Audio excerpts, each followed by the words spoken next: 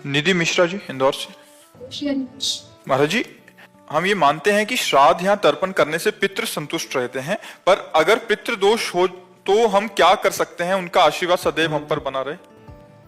उसे ये प्रश्न तो किसी पंडित से कीजिए जो इन कार्य प्रणालियों को करते हैं।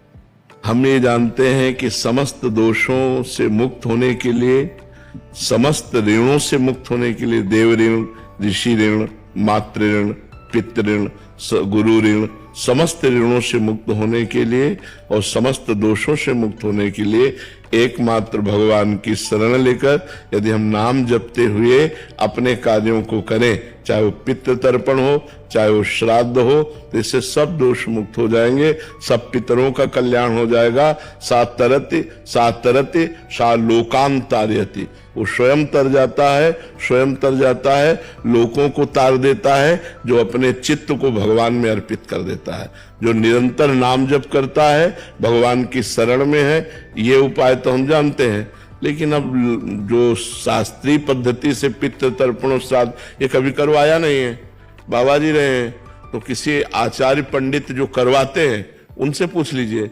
और अगर सबका टोटल पूछ रहे हो कि कैसे कल्याण हो, तो एक उपाय है, सर्वधर्मान परित्यज्य मामेकम शरणम ब्रज अहम त्वाम सर्व पापेभ्यो मोक्षयिष्यामि मा शुचा। भगवान कह रहे हैं, राष्ट्रपति हैं, मुकदमा हार गए, फांसी की सजा हो गई, तो एक उपाय है, राष्ट्रपति माफ कर सकता है, दूसरा ले। तो भगवान अखिल ब्रह्मांडों के अधिपति हैं, उनकी शरण में होकर नाम जप किया जाए, सर्व मंगल हो जाएगा, सर्व मंगल हो जाएगा। तो इसलिए हमारे तो यही उपाय पता है। अगर और छोटे मोटे उपाय जानने हो तो किसी आचार्य से मिलो जो आपको ऐसे उपाय बताए, हमको तो इसका ज्ञान है नहीं जी। अजीत दुबे जी, दादा वल्लभ श्री हरिवंश। महाराज जी, क्या नाम जप करने से बिगड़े हुए कार्य में सफलता पाई जा सकती है? बिल्कुल बिल्कुल, यही तो एक उपाय है जो बिगड़े हुए कार्य को संभाल दे, यही उपाय है, दूसरा कोई उपाय नहीं।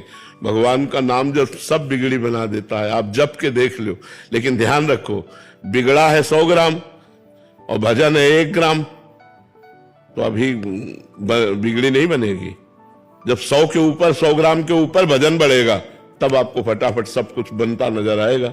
अब होता है कि हमारा पाप है 500 ग्राम और भजन 5 ग्राम है, मतलब हम मानते हैं आप करते हो, तो आपको अनुभव में नहीं आएगा, आनंद अनुभव में नहीं आएगा, क्योंकि जब तक संपूर्ण पाप नष्ट नहीं हो जाएगा तब तक भगवदानंद का अनुभव नहीं होता। इसीलिए कुछ लोग थोड़े दिन भजन करते हैं और देखते हैं कि लाभ तो मिल नहीं रहा, नुकसान हो रहा है। नहीं, भजन तो लाभ दे रहा है, वो आपके पूर्व पापों का नाश कर रहा है, आपका मंगल कर रहा है। भजन कभी व्यर्थ नहीं जाता, अविनाशी परमात्मा का सुमिरन भजन कभी व्यर्थ नहीं जाता। इसलिए नाम जप करो, बिगड़े काम बनेंगे, पर संभल लो। हम इस बात को दिमाग में बैठा लो कि जितना तुम्हारा गलत आचरण, जब तक वो नष्ट नहीं हो जाएगा तब तक आपका मंगल नहीं होगा। पुण्य कर्म के बस थोड़ा सुख आ जाएगा, पाप कर्म के फल दुख आ जाएगा, लेकिन जो मंगल है एक बार शुरू हुआ तो कभी अमंगल नहीं होता जीवन में। ध्यान रखना, अमंगल होते होते मंगल हो जाता है, दिखाई देता है अमंगल हुआ और मंगल हो गया। कई बार हमने कहा कि तलवार आएगी, वो गले तक वो हार बन जाएगी, वो तुम्हारी गर्दन को नहीं काट, सिम की चाप सके को तासु बड़ रखवार रमापति जासु, पर इतने में तो हालत खराब हो जाएगी। बस उसी में हालत खराब ना हो तो वही भक्त है, वही भगवान का भक्त। बड़ी कठिन बात है ये, बड़े लीला बिहारी भी हैं, बड़े लीला बिहारी। हरी तेरी गति लखना पर है, सारा खेल उन्हीं का चल रहा है।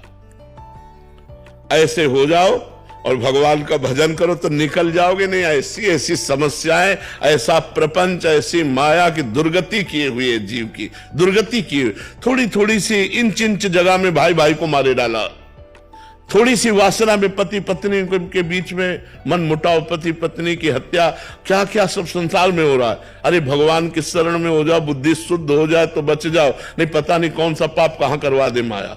और निरंतर नाम जप करो, तभी आनंद की अनुभूति होगी।